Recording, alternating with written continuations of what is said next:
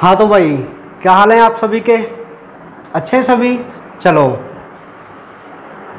तो जैसा कि आप सभी को पता है कि आज तक हमने अपने बोर्ड सिलेबस के 2 चैप्टरों को कंप्लीट कर लिया है। ठीक है, 2 चैप्टर का मतलब है बोर्ड एग्जाम में 6 नंबर हमने पक्के कर लिए हैं। ठीक है भाई, हाँ बिल्कुल 6 नंबर का था, एक 2 नंबर का और एक 4 नंबर का। ठीक है, तो ये 6 नंबर का मैटर तो आपके सामने हो ही चुका है। ठीक है भाई, तो 6 नंबर तो मैं आपके पक्के ही समझ लूँ। ठीक है, किसी के कच्चे हैं क्या? अरे पक्के हैं यार, है ना। आपको सारे टॉपिक याद हैं बिल्कुल अच्छी तरीके से, आपको सारे समझ में आ गए। देखो, प्रैक्टिस का थोड़ा अभाव हो सकता है आपका, रिवाइज का, तो आप रिवाइज भी उनको कर लेना चैप्टर नंबर 2 को। ठीक है, तो आज जैसा कि आपको स्क्रीन पर दिख रहा है चैप्टर नंबर 3, और जिसका नाम है मानव जनन यानी कि ह्यूमन रिप्रोडक्शन। और ये आपके लिए कितने अंक का है भाई बोर्ड एग्जाम में? ये आपके लिए 3 अंक का है। कितने अंक का है? 3 अंक का। समझ पा रहे हैं आप मेरी बात को? बोर्ड एग्जाम में आपके लिए जो ये चैप्टर है, चैप्टर नंबर 3, वो 3 अंक का है। समझ रहे? अच्छा, तो बहुत इंपॉर्टेंट चैप्टर है, ह्यूमन फिजियोलॉजी के अंतर्गत आता है ना। मानव में जनन मतलब रिप्रोडक्शन है, वैसे तो यूनिट ही रिप्रोडक्शन वाली है, मतलब जनन वाली है। ठीक है, तो ध्यान से सुनना मेरी बात को। तो जैसा कि 11वीं क्लास में हमने ह्यूमन फिजियोलॉजी पढ़ी, वहाँ पे हमने पाचन, श्वसन वगैरह ये सारे देखे थे, और ऐसा ही अपने मानव से जुड़ा हुआ ये तंत्र है जो एक रिप्रोडक्शन में आता है, जिसका नाम है मानव जनन, या फिर हम इसको रिप्रोडक्टिव सिस्टम या जनन तंत्र के नाम से भी जान सकते हैं। ठीक है, तो हमने प्रीवियस चैप्टर में प्लांटों में रिप्रोडक्शन देखा था, और अब जो हम देख रहे हैं वो मानवों में रिप्रोडक्शन देख रहे हैं, मानव में जनन। ठीक है भाई, तो मैं आपको बता दूं इस चैप्टर के बहुत सारे टॉपिक हैं, लगभग 4-5 अलग अलग टॉपिक हैं। ठीक है, तो एक एक टॉपिक को हमें बहुत अच्छी तरीके से पढ़ के चलना है। आज हम अपने एक बहुत इंपॉर्टेंट टॉपिक के बारे में बात करेंगे, जो अभी आगे मैं आपको बताऊंगा कौन सा टॉपिक है। आज की जो ये क्लास है ना, आपके लिए बहुत इंपॉर्टेंट है, क्योंकि आज एक बहुत इंपॉर्टेंट क्वेश्चन के बारे में हम बात करेंगे बिल्कुल स्टार्टिंग से। तो चलिए, जैसा कि आपको पता है मानव जनन की बात करें तो भाई मानव में नर और मादा 2 ही होते हैं, नर और मादा 2 होते ही हैं।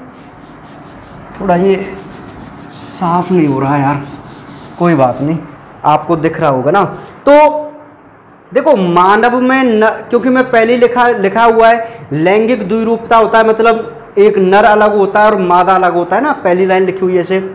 तो सबसे पहले जो हम बात करेंगे वो करेंगे नर जनन तंत्र के बारे में। ठीक है, जिसको आप बोलते हैं मेल रिप्रोडक्टिव सिस्टम, नर जनन तंत्र। ठीक है, तो सबसे पहले मैं आपको बता दूं कि हम मानव में जो जनन देख रहे हैं उसमें मेल का जो रिप्रोडक्टिव सिस्टम होता है उसके बारे में हम सबसे पहले बात करेंगे। ठीक है, तो देखिए भाई, नर जनन तंत्र में मैं आपको बता दूं कि जो नर का जनन तंत्र होता है उसमें 2 प्रकार के अंग होते हैं। ये बहुत इंपॉर्टेंट है, इसको आप याद रखना।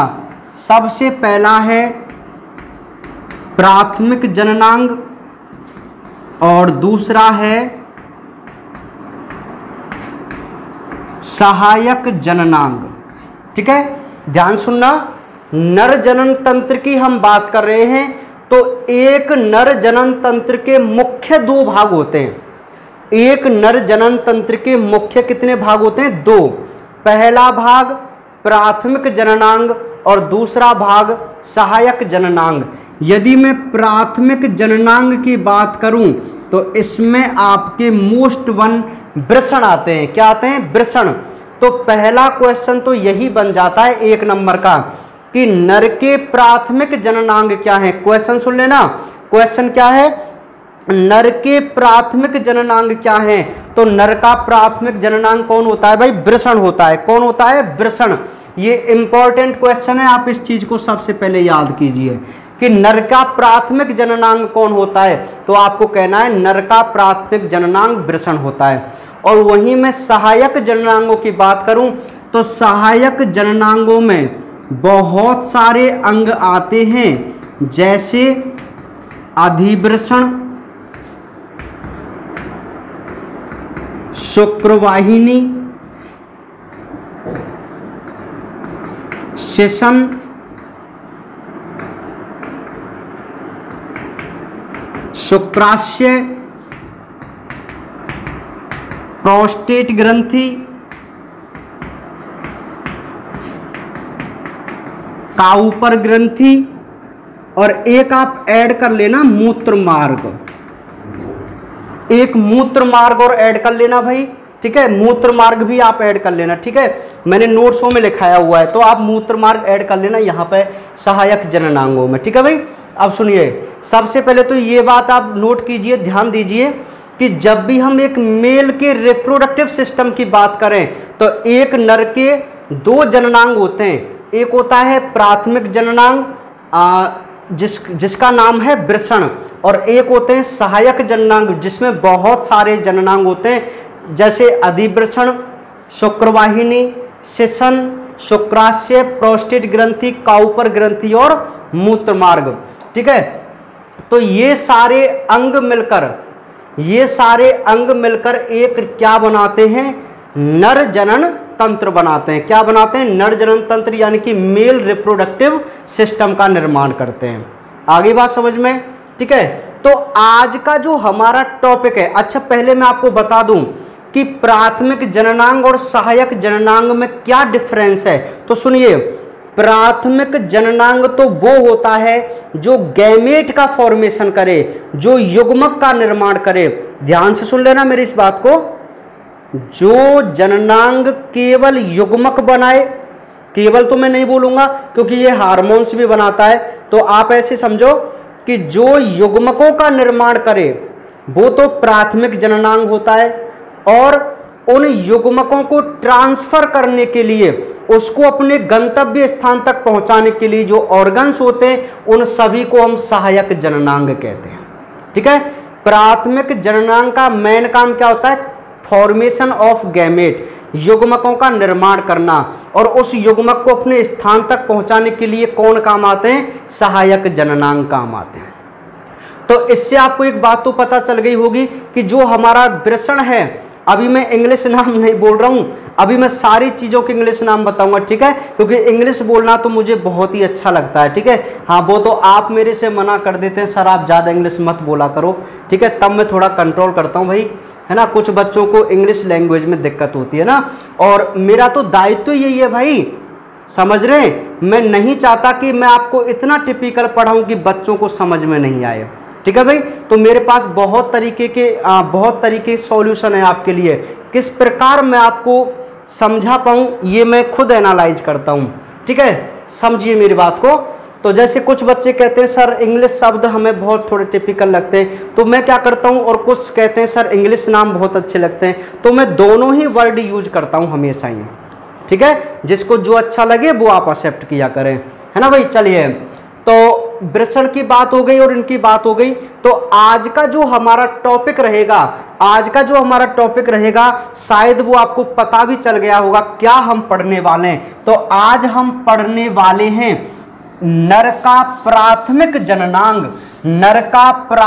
जननांग, जिसका नाम है वृषण। क्या नाम है? वृषण। तो आज आपका जो ये प्राथमिक जननांग है जिसको आप वृषण कह रहे हैं, वो आज आपके लिए सबसे इंपॉर्टेंट टॉपिक है भाई, वृषण को हम टेस्टिस के नाम से जानते हैं। किस नाम से जानते हैं? ये डायग्राम बना हुआ है जिसको हम बोलते हैं टेस्टिस, यानी कि वृषण, ठीक है। ये मैंने इसलिए बना दिया ताकि टाइम कम लगे और मैं ज़्यादा से ज़्यादा आपको इस टॉपिक के बारे में समझा सकूं, ठीक है भाई। हालांकि मैं आपको इसको बनाना सिखाऊंगा, ऐसी बात नहीं है, मैं जब बोलूँगा तो आपको एक डायग्राम बना के बताऊँगा यहाँ पर बिल्कुल इसी के जैसा, जिससे आप सीख जाएंगे। लेकिन ये मैंने सुविधा के लिए, ताकि एक अच्छा डायग्राम लगे और आपको हर चीज़ क्लियर समझ में आ जाए, इसलिए मैंने इस डायग्राम को यहाँ बना दिया है। और मैं एक सिंगल चौक से इसको आपको बना के भी समझाऊंगा कि किस प्रकार आपको एक वृषण की काट बनानी है। ठीक है भाई, कोई बात नहीं। देखिए, तो हमारा जो टॉपिक है आज का इम्पोर्टेंट टॉपिक वो है टेस्टिस, वृषण। तो मैं आपको यहाँ पर फॉर नॉलेज एक बात बता दूँ कि ये जो टेस्टिस की स्पेलिंग लिखी हुई है TESTIS, ये इसका मतलब होता है सिंगुलर, मतलब एक ही वृषण। और यदि मैं इसको दोनों वृषणों को लेके चलूँगा ना, तो इसकी स्पेलिंग होती है भैया TES ES लग जाता है। कहने का मतलब यह है, आई हटकर क्या लग जाता है, ES लग जाता है प्लूरल में। ठीक है भाई, शायद आपको ये बातें पता होगी इंग्लिश में, मैं तो बहुत पहले पढ़ा था, भूल चुका हूँ इसको ना। तो टेस्टिस IS लगा हुआ है तो ये सिंगुलर होता है, और ES लग जाए तो ये प्लूरल, यानी कि दोनों वृषण। क्योंकि वृषण दो होते हैं तो दोनों वृषण के लिए आप ES काम लेते हैं, और सिंगल वृषण की बात करेंगे तो IS काम लेंगे। ठीक है, और इसी के साथ मैं आपको बता दूं एक बहुत इम्पॉर्टेंट शब्द जिसका नाम है टेस्टिकल। क्या नाम होता है, टेस्टिकल। ये नीट वाले जो बच्चे हैं उनके लिए बहुत काम की चीज़ है। आपको मैं बता दूं कि व्हाट इज टेस्टिकल, टेस्टिकल क्या होता है, तो मैं आपको बता दूं, सुनिए। टेस्टिकल होता है testis plus epididymis, testis plus epididymis. भाई ये एपिडिडाइमिस क्या है तो अभी आपको नहीं समझना है, मैं आपको हिंदी नाम इसका बता देता हूँ, अधिवृषण। आपको जो ये ब्लू कलर की संरचना यहाँ तक दिखाई दे रही है ना, यहाँ से लेकर, देखो यहाँ से लेकर जो आपको ब्लू कलर की संरचना दिखाई दे रही है, आप इसको एपिडिडाइमिस यानी कि अधिवृषण के नाम से जानते हैं। तो सुनिए, ऐसा टेस्टिस जिसके साथ एपिडिडाइमिस भी आपको दिख रही हो, हम उस टोटल संरचना को क्या नाम देते हैं, टेस्टिकल। तो टेस्टिकल यदि आपसे कोई पूछे तो आपको कहना है टेस्टिस प्लस एपिडिडाइमिस, दोनों को मिलाकर आप टेस्टिकल्स बोलते हैं। ये बात आपको बेसिक नॉलेज क्लियर हो गई। आप चाहें तो अपनी कॉपी के ऊपर वाली जो ब्लैंक क्या बोलते हैं उसको यार मैं नहीं जानता, जो भी ऊपर ब्लैंक होता है ना, उसमें आप इन शब्दों को लिख सकते हैं। टेस्टिकल को लिख दीजिए, टेस्टिकल बराबर टेस्टिस प्लस एपिडिडाइमिस। ठीक है, अधिवृषण जिसको बोलते हैं। ठीक है भाई, चलिए, तो ये बात आपको समझ में आ गई, ये थोड़ी बेसिक नॉलेज की बात थी। अब हम अपने इम्पॉर्टेंट टॉपिक पे आ जाते हैं भाई, इम्पॉर्टेंट टॉपिक पे जिसकी हमें आज चर्चा करनी है, और हमारे बोर्ड एग्जाम के लिए, हमारे नीट के लिए, है ना, और हमारी नॉलेज के लिए सबसे इम्पॉर्टेंट टॉपिक है वृषण, है ना। आपको पता ही है कि जो वृषण है वो प्राथमिक जननांग होते हैं किसी भी नर के। क्यों होते हैं प्राथमिक जननांग, क्योंकि मैंने बता दिया है कि प्राथमिक जननांगों में किसका निर्माण होता है, युग्मकों का निर्माण होता है, इसलिए हम इसको प्राथमिक जननांग बोलते हैं। तो आइए धीरे धीरे हम इसकी चर्चा करते हैं, इसकी पूरी संरचना की। ठीक है, तो पहले मैं इसके बारे में कुछ आउटर स्ट्रक्चर के पॉइंट बता के चल रहा हूँ। यहाँ मैं पॉइंट लिखूंगा इधर साइड में, हालांकि मुझे डायग्राम इधर बनाना चाहिए था और यहाँ मैं थ्योरी लिखता, लेकिन कोई बात नहीं, अब आप समझ जाइए। तो चलिए सबसे पहले बात करते हैं वृषण की। तो देखिए भाई, जो वृषण होते हैं ना, मानव में उदर गुहा से बाहर एक जोड़ी वृषण लटके हुए होते हैं। ठीक है, नर में उदर गुहा से बाहर एक जोड़ी वृषण लटके हुए होते हैं, और ये उदर गुहा से जो जुड़े रहते हैं ना, वो मीसोर्कियम नाम की भित्ति होती है, मतलब मीसोर्कियम नाम की संरचना से ये जुड़े हुए रहते हैं। मैं आपको सारी चीज़ बताऊंगा। एक मीसोर्कियम नाम की संरचना होती है, उस संरचना से जो ये वृषण होते हैं वो उदर गुहा की भित्ति से जुड़े हुए रहते हैं, और ये एक जोड़ी होते हैं गुलाबी रंग के होते हैं। कैसे होते हैं, गुलाबी रंग के होते हैं। इनकी लंबाई की यदि हम बात करें तो देखिए 4 से 5 सेमी तो ये होते हैं लंबे, और 2 से 3 सेमी होते हैं ये चौड़े। ठीक है, 2 से 3 सेमी क्या होते हैं, ये चौड़े होते हैं। ठीक है, और यदि इसके वजन की मैं बात करूं तो इनका वजन होता है 10 से 12 ग्राम। 10 से 12 ग्राम इनका क्या होता है, वेट होता है किसी भी वृषण का। आपके बिल्कुल नोट्स के अकॉर्डिंग चल रहे हैं, आप मिलान कर लेना, आप देखते हुए चलना, ठीक है। समझ पा रहे हैं आप मेरी बात को। वृषण जो होते हैं इनकी उत्पत्ति मीसोडर्म से होती है। अब ये भी आपको पता है कि मैंने आपको बताया था कि जब भ्रूण का निर्माण होता है तो भ्रूण का जो निर्माण होता है तो एक अवस्था आती है जिसको हम गैस्ट्रूला अवस्था बोलते हैं ना, गैस्ट्रूला। हालांकि ये सारी घटनाएं मैं आपको इसी चैप्टर में बताऊंगा। आगे ये पूरे टॉपिक हम पढ़ेंगे कि कैसे एक मानव का भ्रूण डेवलप होता है, सारी चीज़ें हम पढ़ेंगे, बिल्कुल एक्सप्लेन करेंगे डीपली, कोई आपको टेंशन लेने की आवश्यकता नहीं है, ठीक है। हाँ, तो मीसोडर्म जो परत होती है, 3 परत मैंने आपको बताई थी, एक्टोडर्म, एंडोडर्म और मीसोडर्म। तो जो मीसोडर्म होती है ना, उस मीसोडर्म से इसकी होती है उत्पत्ति, किसकी, वृषण की। अच्छा, इसके बारे में जो स्पेशल पॉइंट है वो मैं आपको पीछे बताऊंगा, जो नोट वाले पॉइंट है, ठीक है। अभी मैं अपने काम की चीज़ पर चल रहा हूँ केवल। तो मीसोडर्म से तो इसकी उत्पत्ति होती है और मीसोरकियम नाम की एक संरचना होती है जिससे ये उदर भित्ति से जुड़ा हुआ रहता है। कौन, वृषण। इसकी लंबाई की बात करें तो 4 से 5 सेंटीमीटर लंबे होते हैं। इसकी चौड़ाई की बात करें तो 2 से 3 सेंटीमीटर चौड़े होते हैं। जैसे ये तो लंबाई हो गई और ये चौड़ाई हो गई, समझ गए आप बात को ना। और इनका प्रत्येक वृषण का जो वजन है वो कितना होता है, 10 से 12 ग्राम वजन होता है। कितना होता है, 10 से 12 ग्राम। अच्छा, वृषण की यदि मैं बात करूं तो इनका जो शेप होता है ना, इनका जो शेप होता है वो अंडाकार होता है, अंडाकार आकृति के होते हैं वृषण। और ये किसके अंदर कवर होते हैं, ये होते हैं भैया वृषण कोश के अंदर। ध्यान से सुनना मेरी बात को, वृषण कोश, जिसको आप स्क्रोटल सैक बोलते हैं। क्या बोलते हैं इंग्लिश में, क्या बोलते हैं, स्क्रोटल सैक, स्क्रोटल सैक बोलते हैं किसको, वृषण कोश को। तो मैं आपको बता दूं, जैसे ये तो आपको वृषण दिखाई दे रहा है केवल, ठीक है।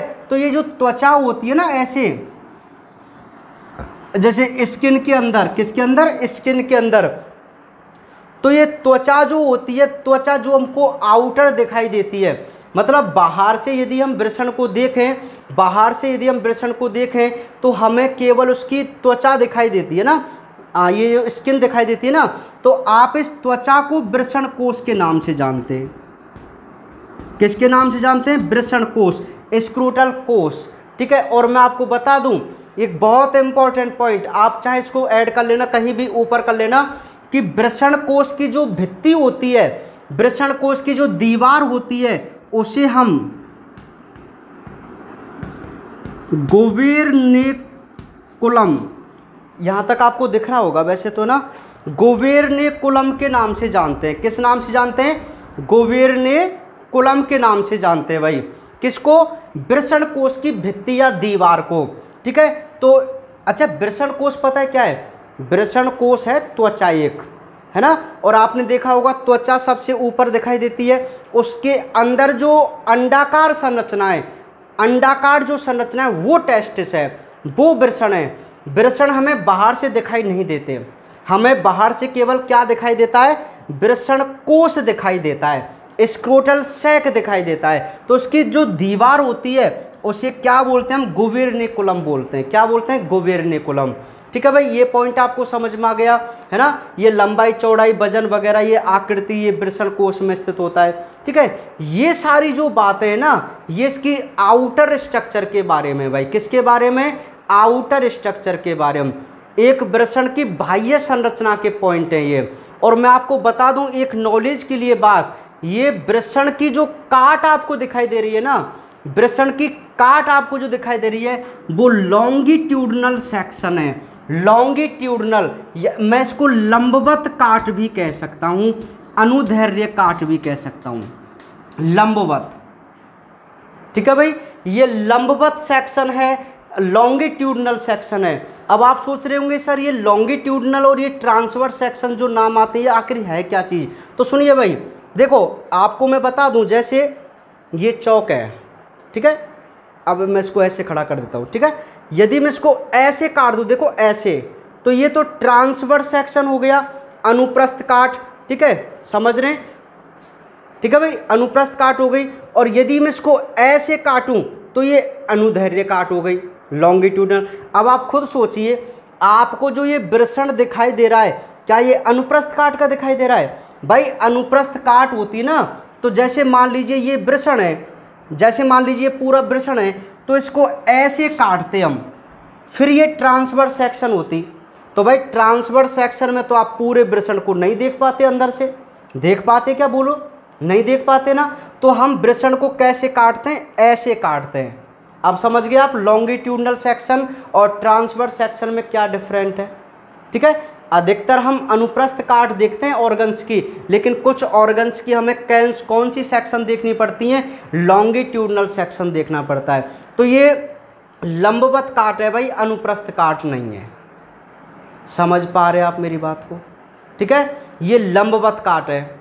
समझ गए ना लंबवत काट और अनुप्रस्थ काट में क्या मतलब होता है ना? चलिए, तो ये सारे जो पॉइंट है ना, ये पॉइंट हुए इसकी आउटर स्ट्रक्चर के, बाह्य संरचना के। अब हम इम्पॉर्टेंट इंटरनल स्ट्रक्चर पर चलते हैं। और आपकी नॉलेज के लिए क्या मैं इसको हटा दूं? क्या नहीं, रहने दो यार, आप बना लेना डायग्राम में ना।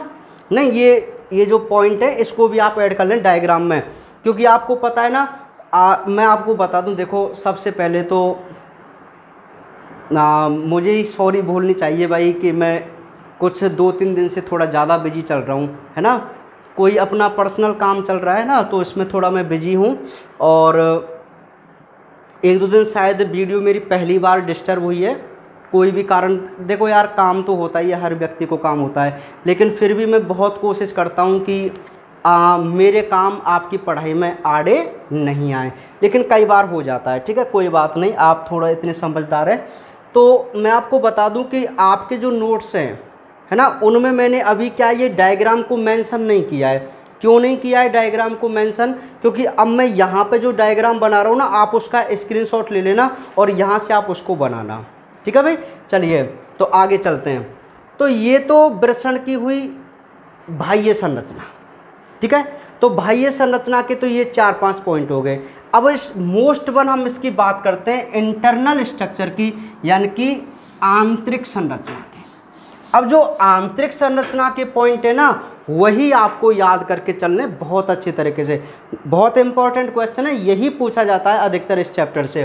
तो देखिए भाई, आंतरिक संरचना के जो कुछ पॉइंट हैं जो आपके नोट्सों में भी लिखे हुए हैं, तो मैं यहाँ पर मोस्ट पॉइंट यहाँ पे मेंशन कर रहा हूँ। देखिए, तो एक वृषण की आंतरिक संरचना की बात करूँ तो इस पर 2 आवरण होते हैं। याद रहे, एक टेस्टिस के ऊपर 3 आवरण होते हैं। वैसे कितने आवरण होते हैं? 3, लेकिन मैं कितने लिखा रहा हूँ आपको? 2 आवरण। आपके सिलेबस के अकॉर्डिंग केवल आपको यही चीज़ याद रख के चलनी है। ठीक है, वैसे 3 होते हैं, मैं आपको सारी चीज़ें एक्सप्लेन करूँगा, लेकिन आपके काम के 2 हैं तो आपको 2 ही समझ के चलना है कि एक टेस्टिस के ऊपर 2 आवरण होते हैं। 2 आवरण। अब हम इंटरनल स्ट्रक्चर देख रहे हैं, 2 आवरण होते हैं। पहला जो आवरण है, उस आवरण का नाम है ट्यूनिका वैजाइनेलिस।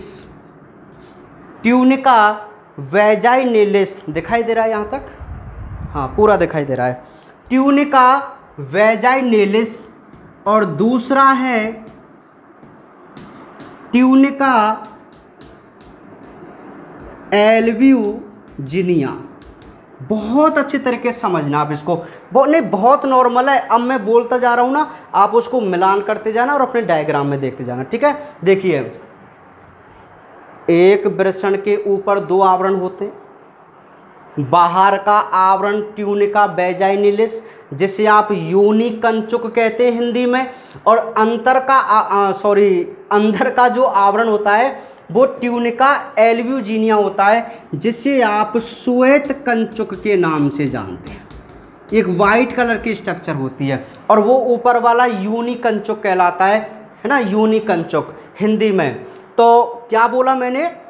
किसी भी वृषण के ऊपर कितने आवरण? 2 आवरण। हालांकि 3 है, लेकिन आपको कितने याद करने? 2 आवरण, आपके सिलेबस के अकॉर्डिंग।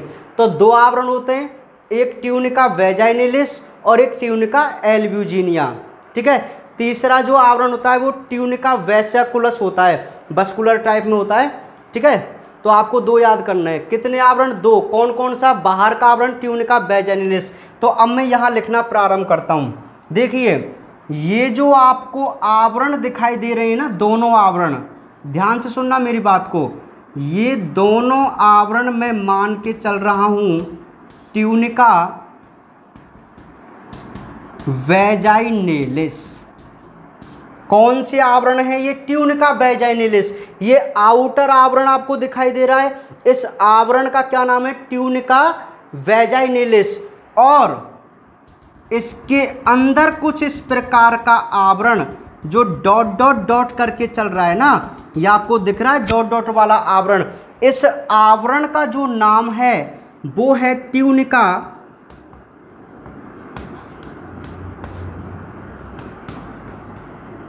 एल्ब्यूजिनिया। शायद अच्छा नहीं दिख रहा आपको यार, है ना? मैं एक बार इनके नाम लिख दूँ ठीक प्रकार से, क्योंकि आपको डायग्राम बनाना है, आपको समझना है ढंग से ना। ये आपको दिख रहा है, तो ये जो आवरण है वो है ट्यूनिका एल्ब्यूजिनिया, ये अंदर वाला आवरण, ठीक है। और ये है ही वृषणकोश, वृषणकोश, और इसकी दीवार को आप क्या बोल सकते हैं? गोवेर्नेकुलम, ठीक है भाई। तो ये बात आपको समझ में आ गई होगी। एक वृषण के ऊपर कितने आवरण? 2 आवरण। ऊपर का आवरण कौन सा? ट्यूनिका वैजाइनलिस, और अंदर का आवरण ट्यूनिका एल्ब्यूजिनिया। ये आपको बात समझ में आ गई, ठीक है। अब सुनिए, अब नेक्स्ट पॉइंट सुनना, ये बहुत इंपॉर्टेंट है। अंदर का जो आवरण होता है जिसे आप क्या कहते हैं? Tunica albuginea. अब यहाँ पे आप फोकस करना, इस पॉइंट पर फोकस करना। ट्यूनिका एल्ब्यूजिनिया वृषण में अंदर की तरफ धसकर, कहाँ धसकर? अंदर की तरफ धसकर 250 से 300। अच्छा, मोस्ट पॉइंट इसके ऊपर चलेगा, इसका कोई रोल नहीं है, सारे रोल इसी के ट्यूनिका एल्ब्यूजिनिया लेयर के। तो ये कहता है कि जो ट्यूनिका एल्ब्यूजिनिया होता है ना, वो अंदर की ओर धसकर, अंदर की ओर धसकर 250 से 300, 250 से 300 क्या बना लेता है? लोब्यूल्स बनाता है। क्या बनाता है? लोब्यूल्स बनाता है, वृषण पिंड बनाता है, पिंड, लोब्यूल्स। तो मेरे प्यारे बच्चों, आपको इस इंटरनल स्ट्रक्चर में ये ब्लू कलर की जो दीवारें हैं और ये जो त्रिभुजाकार पाली आपको दिखाई दे रही हैं, आपको दिखाई दे रही हैं ट्रायंगुलर शेप पालियां, लोब्यूल्स 3 बनाई हैं मैंने, 3। कितनी होती हैं ये? 250 से 300। कितनी होती है इनकी संख्या एक वृषण में? 250 से 300। तो आपको जो 250 से 300 ये पालियां दिखाई दे रही हैं, आप इनको क्या बोलते हैं भाई? आप इनको पालियां बोलते हैं, लोब्यूल्स बोलते हैं, पिंठुक बोलते हैं, पिंड बोल सकते हैं, कुछ भी आप इनको बोल सकते हैं। तो ये पॉइंट बहुत इंपॉर्टेंट है। अब एक एक पॉइंट आपको समझना है यदि आपको वृषण की संरचना याद करनी है। तो क्या बोला मैंने कि इस पर 2 आवरण हैं, बाहर का आवरण ट्यूनिका वैजाइनलिस और अंदर का आवरण ट्यूनिका एल्ब्यूजिनिया। ये बात आपको समझ में आ गई। मैंने इसीलिए तो ये चित्र पहले बना दिया था ताकि आपको संरचना समझने में दिक्कत नहीं आए और मैं फटाफट से आपको समझा दूं डायग्राम के अकॉर्डिंग, ठीक है। तो देखो, ये ट्यूनिका वैजाइनलिस हो गया, ये ट्यूनिका एल्ब्यूजिनिया हो गया, ये तो 2 परत हो गई। अब ये ट्यूनिका एल्ब्यूजिनिया ही मान लीजिए यहाँ पर अंदर धस गया और इसने क्या बना दी? 250 से 300 क्या बना दी? त्रिभुजाकार पालियां। समझ में आ गई बात? इनकी संख्या कितनी है? 250 से 300। तो त्रिभुजाकार पालियों का निर्माण कौन सा स्तर कर रहा है? एल्ब्यूजिनिया, श्वेत कंचुक। ये बात आपको समझ में आ गई। नेक्स्ट पॉइंट, अब एक एक पॉइंट को समझा रहा हूं मैं। यहाँ पे जो पाली होती है, तो मैं कहता हूं कि जो प्रत्येक पाली है, प्रत्येक लोब्यूल्स, प्रत्येक जो लोब्यूल्स है उसमें 2 से 3 शुक्रजन नलिका, जिसको आप सेमिनिफेरस ट्यूब्यूल्स बोल के चलते हैं। यहां तक भी दिख रहा है क्या? थोड़ा नहीं दिख रहा आपको ना, कोई बात नहीं, चलिए अब दिख रहा है ना। सुनिए, तो नेक्स्ट पॉइंट क्या कहता है कि जो प्रत्येक लॉब्यूल्स होता है, मैं केवल एक लॉब्यूल की बात कर रहा हूँ इसकी, ये लॉब्यूल आपको दिख रहा है ना, यही अब एक इम्पॉर्टेंट आपके लिए बनेगा और इसी से हम सारी अगली संरचना को समझ के चलेंगे। देखो 250 से 300 पालियाँ बन गई एक वृषण में। अब हम एक पाली को ले लेते हैं, तो प्रत्येक पाली में क्या होती हैं, 2 से 3 क्या होती हैं, शुक्र जनन नलिका, सेमिनिफेरस ट्यूब्यूल्स। ध्यान रखिए, अब मैं आपको यहाँ पर ड्रॉ कर रहा हूँ एक क्या, लॉब्यूल्स। ये दिख रहा है आपको, यह एक लॉब्यूल है। अब एक एक पॉइंट क्लियर करना, एक एक पॉइंट को बिल्कुल। वृषण की संरचना तो मैं कह रहा हूँ ना इतनी नॉर्मल हो जाएगी कि आप देखते रह जाएंगे, सर इतनी सिंपल इसकी संरचना। चलिए कोई बात नहीं, ये आपको दिखाई दे रहा है क्या है, ये यह एक वृषण पाली है, एक लॉब्यूल्स है। और मैंने क्या कहा, इस लॉब्यूल्स के अंदर 2 से 3, मान लीजिए मैं ऐसे बना दूं इसको, समझना इस ध्यान को, मतलब ध्यान से समझना। मैंने ये 2 नलिका बना दी, एक लॉब्यूल के अंदर है ना, ये नलिका जो आपको दिखाई दे रही है, ये नलिका दिखाई दे रही है ना, इस नलिका का नाम होता है शुक्र जनन नलिका। क्या होता है भाई, शुक्र जनन नलिका। एक पाली को जूम कर लिया हमने, अब सारी संरचना यहीं से समझनी है, मैं आपको बिल्कुल क्लियर समझ में आ जाएगा। एक पाली है, इसमें क्या होती हैं, प्रत्येक पाली में 2 से 3 क्या होती हैं, शुक्र जनन नलिका होती हैं। अब ये 2 शुक्र जनन नलिका आप मान के चलिए, ठीक है भाई, 2 शुक्र जनन नलिकाएं। तो अब ये जो शुक्र जनन नलिका है, ये बात हो गई भाई कि प्रत्येक पाली में 2 से 3 शुक्र जनन नलिका होती हैं। और इसके अलावा बहुत इंपॉर्टेंट पॉइंट, बहुत इंपॉर्टेंट, कि ये जो वृषण पाली है इसमें 2 से 3 तो क्या हो गई, शुक्र जनन नलिका हो गई, और इसके अलावा इसमें संयोजी ऊतक होता है। अब ये जहाँ जहाँ जो गैप है ना, जहाँ मैं ब्लू कलर की संरचना बना रहा हूँ, आप देख पा रहे हैं इस गैप को, शुक्र जनन नलिकाओं से इधर उधर गैप है कि नहीं इसमें पाली में, तो ये जो होता है ना, यह संयोजी ऊतक होता है भाई। क्या होता है ये, संयोजी, मैं बता रहा हूँ आपको, संयोजी, या आप इसको अंतराली ऊतक कह सकते हैं। इंटरस्टिशियल स्पेस, इंटरस्टिशियल स्पेस बोलो या इंटरस्टिशियल टिश्यू बोलो, अंतराली ऊतक बोल रहे हैं तो, है ना। ध्यान सुनना, यह एक लॉब्यूल्स है केवल। देखो ये पाली को मैंने जूम कर लिया है, ठीक है। ऐसी कितनी पाली बनती है एक वृषण के अंदर, 250 से 300। प्रत्येक पाली में 2 संरचना मान के चलो, एक तो क्या 2 से 3 शुक्र जनन नलिका होती हैं, तो मैंने 2 ये शुक्र जनन नलिका बना दी, सेमनीफेरस ट्यूब्यूल्स जिनको बोलते हैं। इसके अलावा इसमें क्या होता है, संयोजी ऊतक होता है, और उस संयोजी ऊतक को आप क्या बोल के चलते हैं, अंतराली ऊतक बोल के चलते हैं। क्या बोल के चलते हैं, अंतराली ऊतक। अब ध्यान से सुनना मेरी इस बात को मेरे प्यारे बच्चों, ये जो अंतराली ऊतक है या संयोजी ऊतक है, यहाँ पर एक विशेष कोशिका पाई जाती है, एक विशेष कोशिका पाई जाती है जिसको आप लीडिंग सेल्स, जिसको आप लीडिंग सेल्स या इंटरस्टिशियल सेल यानी कि अंतराली कोशिका के नाम से जानते हैं। ध्यान से सुनना इस बात को, ये बहुत इंपॉर्टेंट पॉइंट आपके नोट्सों में बिल्कुल डिटो लिखा हुआ है क्रम से, कि भाई इसमें संयोजी या अंतराली ऊतक होता है, और इस ऊतक में जो कोशिकाएं होती हैं उन कोशिकाओं का क्या नाम होता है, लीडिंग कोशिका। क्या होता है, लीडिंग कोशिका, या आप उनको दूसरा क्या नाम दे सकते हैं, अंतराली कोशिका, क्योंकि अंतराली ऊतक है और अंतराली ऊतक में जो कोशिका पाई जाएंगी आप उनको अंतराली कोशिका बोलेंगे, ठीक है। तो लीडिंग कोशिका कहाँ पाई जाती हैं भाई, लीडिंग कोशिका वृषण पाली में होती हैं, और कहाँ पर, जहाँ अंतराली ऊतक या संयोजी ऊतक होता है। आपको चित्र में दिखाई दे रहा है कहाँ है संयोजी ऊतक, जो शुक्र जनन नलिकाओं के बाद जो गैप बचता है ना, वहाँ सभी में क्या होती हैं, अंतराली कोशिकाएं होती हैं या लीडिंग कोशिका होती हैं। तो लीडिंग जो कोशिका होती है, लीडिंग जो कोशिका होती है, इसका मेन काम जो होता है ना, वो टेस्टोस्टेरोन का स्रावण करना होता है। क्या होता है भाई? टेस्टोस्टेरोन का। तो मैं यहाँ नेक्स्ट पॉइंट के रूप में यहाँ लिख सकता हूँ कि जो लीडिंग कोशिका होती है, लीडिंग कोशिका, वो क्या किसका स्रावण करती है भाई? टेस्टोस्टेरोन का। टेस्टोस्टेरोन हार्मोन आपने बहुत भली भांति पढ़ा है, मैंने 11th क्लास में भी आपको बताया, तो शायद मुझे समझाने की आवश्यकता नहीं है। और मुझे पता है जो टॉपिक मैंने आपको पढ़ाया है ना, वो आप उसको कभी भी नहीं भूल पाएंगे, ठीक है, कभी भूल ही नहीं सकते, ठीक है।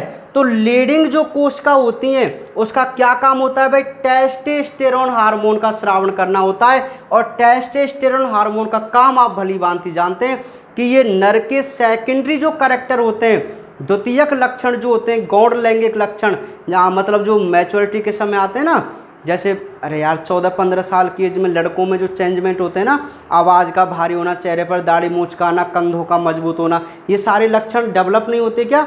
तो इन लक्षणों को कंट्रोल कौन सा हार्मोन करता है? Testosterone hormone. कौन सा हार्मोन? टेस्टोस्टेरोन। और इस टेस्टोस्टेरोन हार्मोन को कौन सी कोशिका स्रावित करती है? लीडिंग कोशिका। कौन सी कोशिका? लीडिंग कोशिका। और ये लीडिंग कोशिका कहाँ पाई जाती है? अंतराली या संयोजी ऊतक में। और ये अंतराली या संयोजी ऊतक कहाँ पाया जाता है? वृषणपाली में। अब आपको ये सारा कंसेप्ट क्लियर हो गया, ये सिस्टम होता है। अभी आगे चल रहे हैं हम, ठीक है। अभी हमने शुक्रजनन नलिका की बात नहीं की है, अभी तो हम एक वृषणपाली में देख रहे थे और हमें पता चला कि वृषणपाली में दो चीज़ याद रखो यार। वृषणपाली में एक तो यहाँ में 2 से 3 शुक्रजनन नलिका होकर है, और एक यहाँ में जो ऊतक है वहाँ में कौन सी कोशिका है? लीडिंग। और लीडिंग कोशिका का काम क्या है? सीक्रेशन ऑफ टेस्टोस्टेरोन हार्मोन, ठीक है, सीक्रेशन ऑफ टेस्टोस्टेरोन हार्मोन। और टेस्टोस्टेरोन हार्मोन का फंक्शन क्या है? Control of secondary character of any males, ठीक है। किसी भी नर के द्वितीयक गौण लैंगिक लक्षणों को जो कंट्रोल करता है वो कौन सा हार्मोन करता है भाई? टेस्टोस्टेरोन हार्मोन करता है। Are you get it? Any doubt? चलिए, कोई दिक्कत नहीं है आपको यहाँ तक? समझ में आ गई आपको बात, है ना? आगे चलें तो ये लीडिंग कोशिका वाला मामला आपको समझ में आ गया क्या होता है भाई? तो टेस्टोस्टेरोन हार्मोन का स्रावण करती है लीडिंग कोशिका। आप देख पा रहे हैं कहाँ पे पाई जाती है। अब हम बात कर लेते हैं अपनी इम्पोर्टेंट अपनी इम्पोर्टेंट ट्यूब्यूल्स नलिका, जिसका नाम है सेमनीफेरस ट्यूब्यूल्स। अब ध्यान से सुनिए, अब ये जो सेमनीफेरस ट्यूब्यूल्स है ना, एक शुक्रजनन नलिका।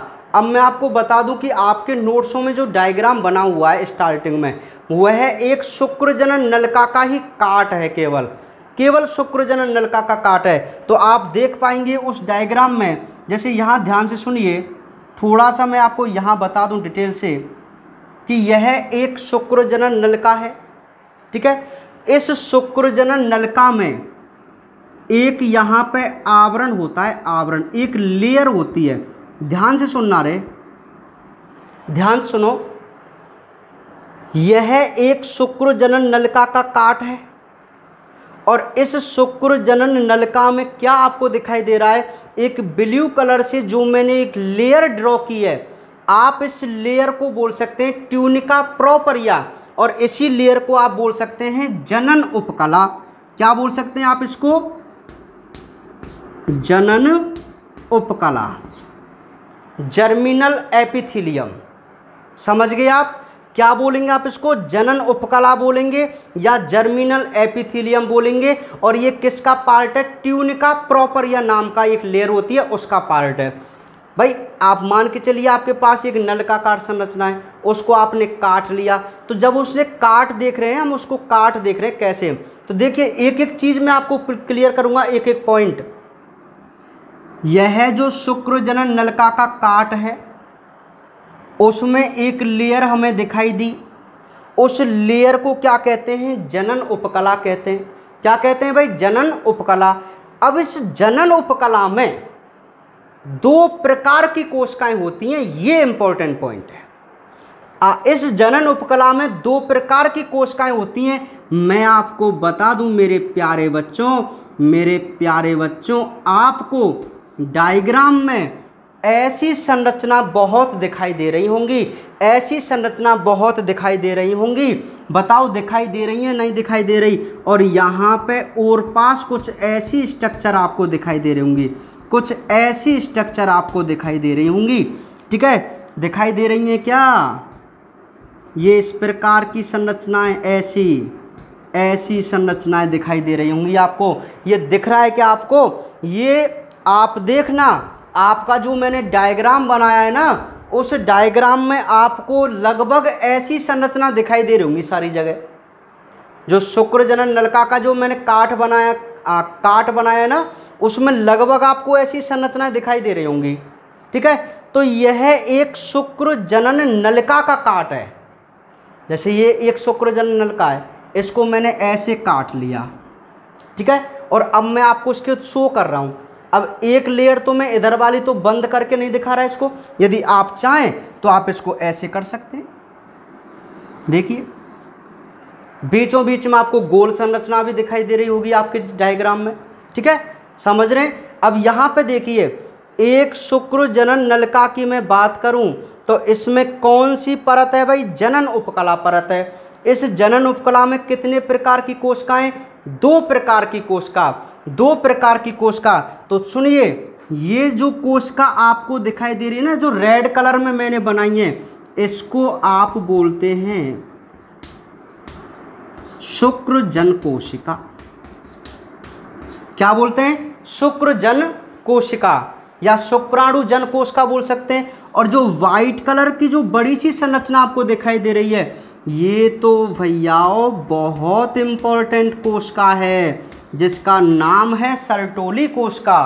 क्या नाम है इसका? सर्टोली कोशिका। ये सर्टोली नहीं है, ये सर्टोली बहुत इंपॉर्टेंट है।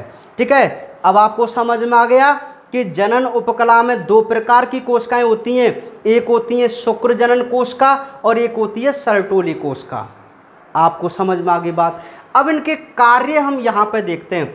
तो शुक्र जनन कोशिका का जो मेन काम है ना, वो है भैया शुक्राणु का निर्माण करना। क्योंकि आपको पता है कि मेल के नरयुग्मक को क्या बोलते हैं? आप शुक्राणु बोलते हैं। मेल के नरयुग्मक क्या? हाँ, नरयुग्मक को ही क्या बोलते हैं? शुक्राणु बोलते हैं। बोलते नहीं बोलते? बताओ, शुक्राणु बोलते हैं ना। अब आइए अपने अच्छा सुनो, आपसे कोई पूछे कि शुक्र जन कोशिका का क्या काम है, स्पर्मेटोगोनिया का क्या काम है, तो आप बोलेंगे साहब शुक्राणु निर्माण करती है, फॉर्मेशन ऑफ स्पर्म, ये इसका काम हो गया अकेली कोशिका का। अब ये जो दूसरी कोशिका आपको दिखाई दे रही है ना, इस कोशिका को आप क्या कहते हैं? इस कोशिका को कहते हैं आप सर्टोली कोशिका। ठीक है, अब इसके नाम सुनो। सर्टोली कोशिका को आप नर्स कोशिका भी कहते हैं या धात्री कोशिका भी कहते हैं। नर्स सेल यानी कि मतलब पोषण प्रदान करने वाली। धाय माता आप जानते हैं? धाय माता का काम होता था पहले, मतलब बच्चों को दूध पिलाने का। जैसे पन्ना धाय का नाम आपने सुना होगा, है? पन्ना धाय का याद है क्या? पन्ना धाय वाला शायद वो उदय सिंह था क्या, शायद, है ना? चंदन नाम का कोई ऐसा था, मैं भूल गया हूँ। आपको तो याद होगा। नहीं, मुझे पता है आपको याद नहीं होगा। आप कहाँ पढ़ते हैं इतिहास वगैरह?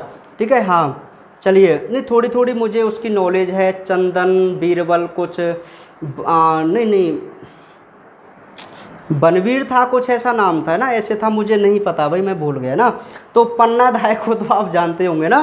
तो पन्नाधाय मतलब क्या है? मतलब वो पालन पोषण करती थी बच्चों का। ठीक है, तो उसको धाय माता बोलते हैं। तो सर्टोली कोशिका को यार, जब मैं नर्स के कोशिका बोल रहा हूँ, तो यदि मैं आपसे पूछूं कि इसका कार्य क्या है, तो मुझे लगता है 1-2 कार्य तो इसके ऐसे ही याद हो जाते हैं। अब सुनो मेरी बात, कार्यों को ध्यान से सुनिए।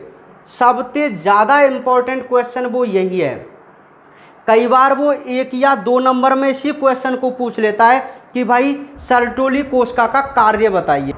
तो इसके कार्य आपसे क्वेश्चन के रूप में पूछ लिए जाते हैं भाई।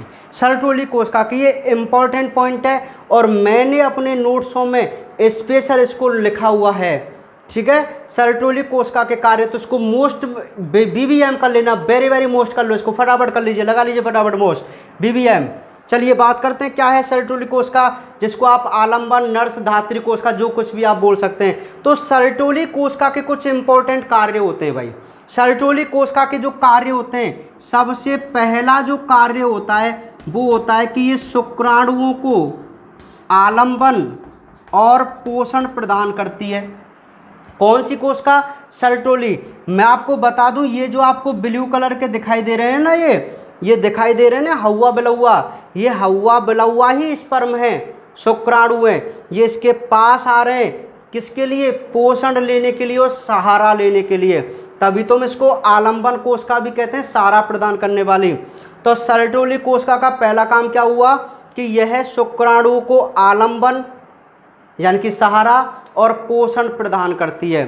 ठीक है। सेकंड जो इसका कार्य हुआ, सेकंड क्या कार्य होता है? सेकंड कार्य होता है कि जो शुक्र कायांतरण होता है ना, शुक्र कायांतरण, शुक्र काया, अब ये आपको मैं बताऊंगा भाई अगली क्लास में, अगली क्लास में क्या 2-3 क्लास बाद, कि शुक्र कायांतरण क्या है। अभी आप इस शब्द को केवल याद कीजिए, ये मेरा काम है कि आपको मैं इसे कब बताऊंगा तो मतलब जब जब इस टॉपिक आएगा, क्योंकि ये ऐसे ही नहीं है, नाम छोटा सा दिख रहा है आपको, लेकिन 1 घंटे का टॉपिक है ये पूरा शुक्र कायांतरण वाला।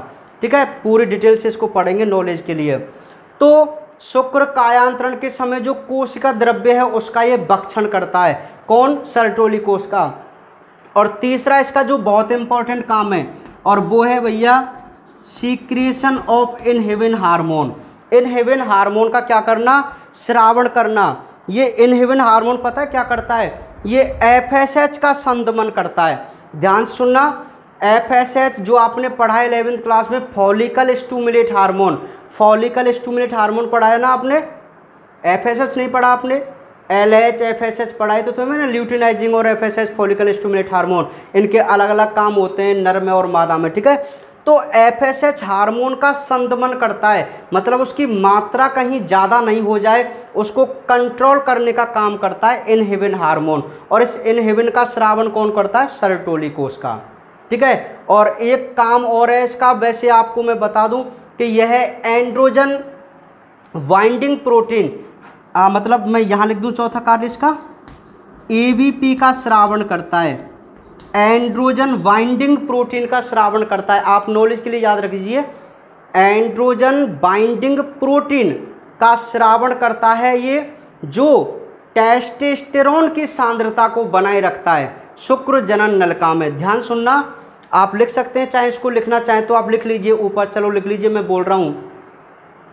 एंड्रोजन बाइंडिंग प्रोटीन का स्रावन करती है जो शुक्र जनन नलिका में टेस्टोस्टेरोन की सांद्रता का नियमन करता है, मतलब ये प्रोटीन है एंड्रोजन बाइंडिंग, क्योंकि एंड्रोजन पता है किसको बोलते हैं?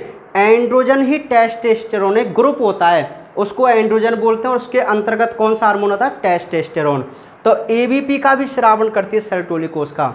तो सर्टोली कोशिका के मैंने 4 कार्य आपको बता दिए, आप बीवीएम कर लेना भाई, इसको अधिकतर यही क्वेश्चन आता है कि सर्टोली कोशिका के कार्य लिखो। तो आलंबन पोषण प्रदान करती है, शुक्र कायांतरण के समय कोशिका द्रव्य का भक्षण करती है, इनहिबिन हार्मोन का स्रावन करती है जो एफएसएच का संदमन करता है, एवीपी का स्रावन करती है जो टेस्टोस्टेरोन की सांद्रता को कंट्रोल करता है।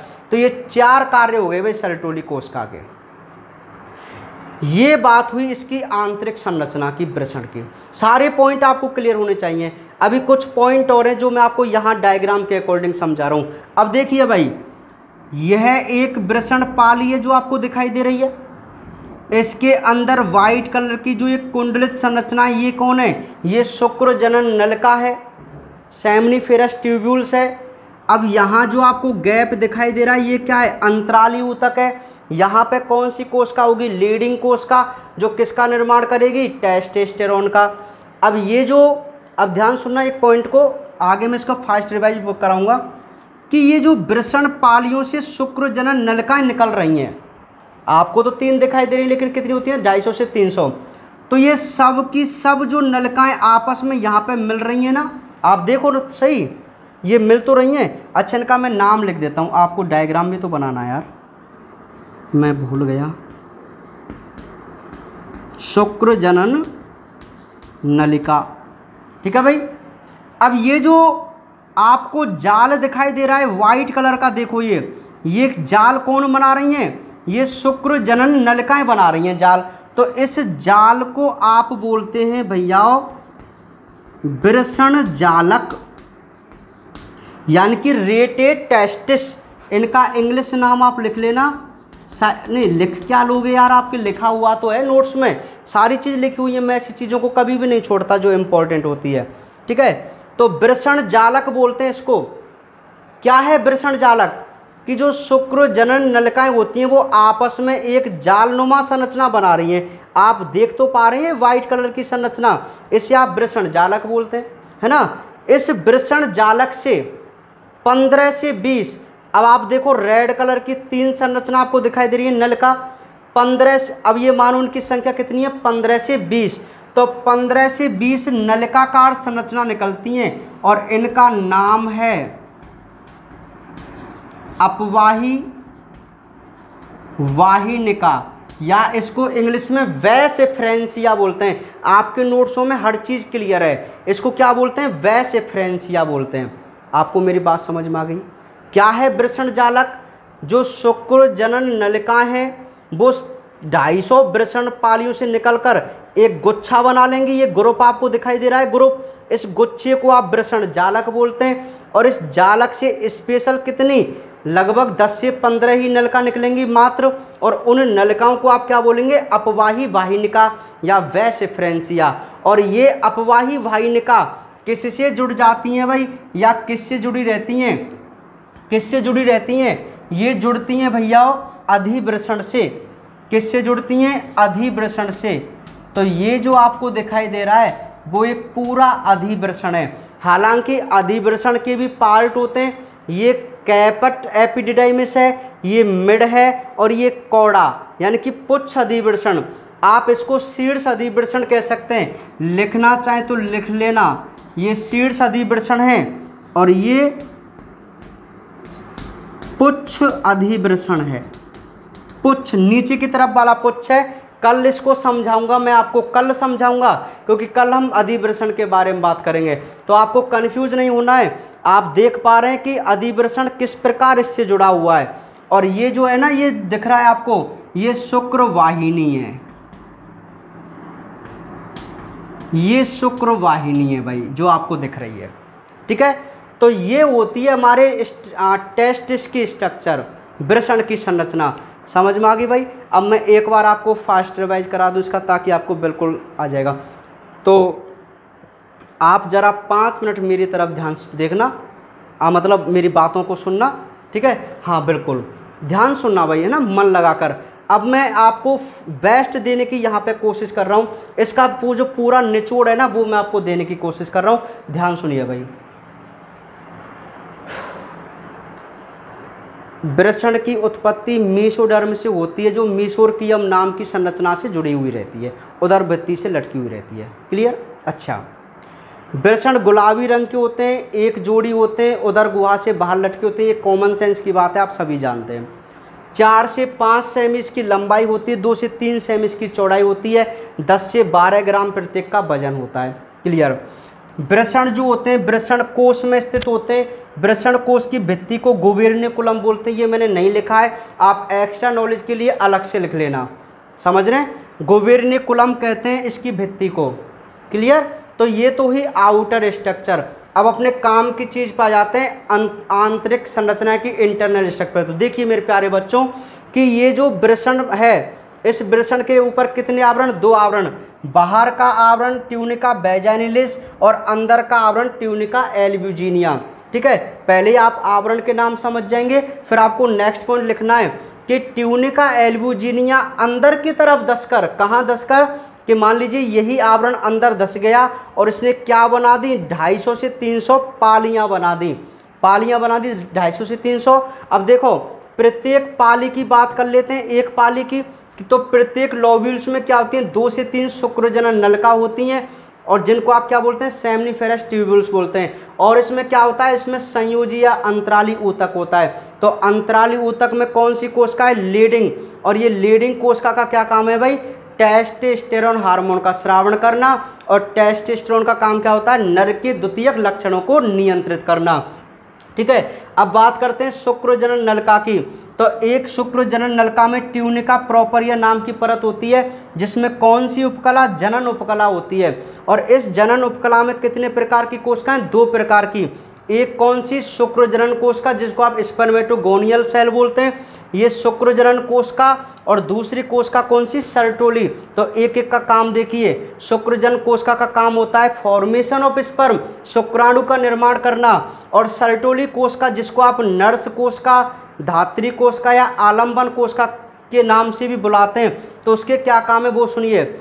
यह शुक्राणु को आलंबन व पोषण प्रदान करती है। यह शुक्र कायांतरण के समय कोशिका द्रव्य का भक्षण करती है। इनहिबिन हार्मोन का स्रावण करती है, जो एफएसएच का संदमन करता है। और एंड्रोजन बाइंडिंग प्रोटीन का स्रावण करती है, जो टेस्टोस्टेरोन की कंसंट्रेशन को कंट्रोल करता है। ये सर्टोली कोशिका के कार्य हैं भाई। तो यहाँ तक आपको समझ में गया? यार मैं कह रहा हूँ ना, एक एक पॉइंट आपके नोट्सों में लिखा हुआ जैसे मैं बोल रहा हूँ। ठीक है, समझ रहे हैं? इनके लिए बहुत मेहनत की आवश्यकता होती है। जब आप इस प्लेटफॉर्म पर खड़े होंगे ना, तब आपको पता चलेगा कि कितनी मेहनत करने की आवश्यकता होती है। तो आप भी भाई बहुत मेहनत किया करें। ठीक है भाई, बिल्कुल, है ना। तो उसके बाद कुछ 1-2 पॉइंट और हैं कि भाई शुक्रजनन नलिकाएं इससे निकलकर, मतलब पालियों से निकलकर, देखो निकल तो रही हैं पालियों से, एक जालनुमा संरचना बनाती है, जिसे क्या बोलते हैं? वृषण जालक, जिसको इंग्लिश में क्या बोलेंगे? रेटेटेस्टिस। और ये वृषण जालक से क्या निकलती हैं? मात्र 10 से 15 नलिकाएं निकलती हैं, जिसको आप क्या बोलते हैं? अपवाही भाइनिका, यानी कि वैसेफ्रेंसिया। और ये वैसेफ्रेंसिया किस में खुल जाती हैं भाई? अधिवृषण में। अब अधिवृषण की बात करेंगे अगले लेक्चर में। ठीक है, तो मैं समझता हूँ शायद आपको ये बात समझ में आ गई होंगी। अब मैं इसको एक बार मिटा दूँ, ताकि आपको इस डायग्राम को बनाने में कोई भी दिक्कत नहीं हो। क्लियर डायग्राम आपके सामने दिखा हुआ है, आप इसका पहले स्क्रीनशॉट लेना भाई। आपकी बुक्स वगैरह में ऐसा डायग्राम आपको देखने को नहीं मिलेगा। ठीक है, ये स्पेशल केवल आपके लिए बनाया गया है भाई, ताकि आपको हर चीज यहां से क्लियर हो सके। ठीक है, अब शायद आपको सारे डायग्राम, सारे शब्द दिखाई दे रहे होंगे।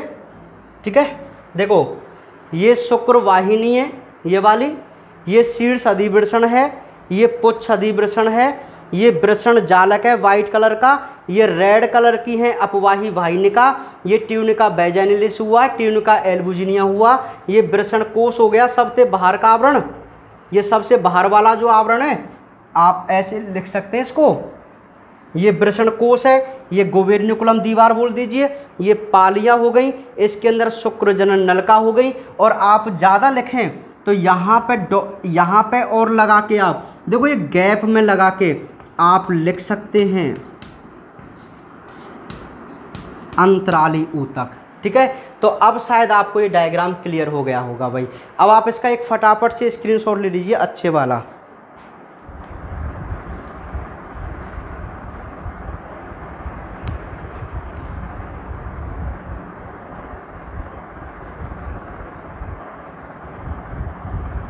ले लिया होगा? ठीक है, चलिए बात समझ में आ गई। ठीक है, तो ये हमारे वृषण की बात हुई, है ना भाई। अरे बहुत नॉर्मल सा डायग्राम है, आप देखो फटाफट मैं आपको बता दूं। जैसे ये आपका ट्यूनिका एल्बुजिनिया वाला बात हो गई। ठीक है, आप इसको ऐसे ले जाना ऊपर की तरफ, ये काम आता है। ठीक है भाई, समझ रहे हैं आप? ये ट्यूनिका एल्बुजिनिया लेयर हो गई, है ना। अब इसमें आपको करना कुछ नहीं है, आपको क्या करना है भाई, ये जैसे मान लीजिए ये ट्यूनिका ये ट्यूनिका वैजानिलिस हो गया, ये ट्यूनिका एल्बुजिनिया हो गया। तो ये ट्यूनिका एल्बुजिनिया में क्या करना है आपको, केवल ऐसे 2 से 3 पाली बना देनी है। आप आपके सुविधानुसार ऐसे आप बना देंगे, और इसमें बीच बीच में ऐसे आप कुंडलित संरचना बना देना नॉर्मली। ठीक है भाई, ऐसे देखो बहुत सिंपल है डायग्राम बनाना, ऐसे ना। फिर आप इन सभी को ऐसे ले आओ ऐसे, और इसको ऐसे गुच्छेनुमा संरचना में बदल दीजिए। देखो बिल्कुल ऐसे, ये आपका वृषण जालक बन जाएगा। आप समझ पा रहे हैं ना, ये वृषण जालक बन जाएगा, ये शुक्रजनन नलिका, ये वृषण पाली और ये अंतराली ऊतक। यार कितना नॉर्मल तो है ना। फिर ये यहाँ से आप ऐसे 2-3 नलका निकाल दीजिए, केवल 2-3 नलका, और इनका नाम क्या हो जाएगा, अपवाही वाहिनिका।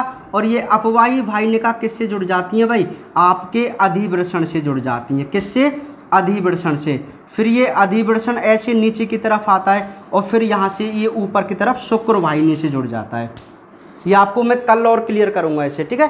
तो ये डायग्राम होता है, ये आप उसको गोल मटोल कर देना भाई ऐसे, कोई दिक्कत वाली बात नहीं इसमें, बहुत नॉर्मल डायग्राम होता है। यह एक वृषण की अनुदैर्घ्य काट है, लॉन्गिट्यूडनल।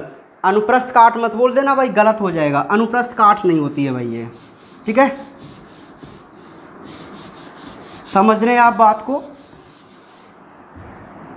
तो ये डायग्राम आपने बना लिया।